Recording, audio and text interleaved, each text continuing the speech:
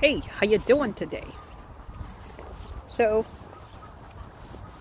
today I want to talk about the things that you can control.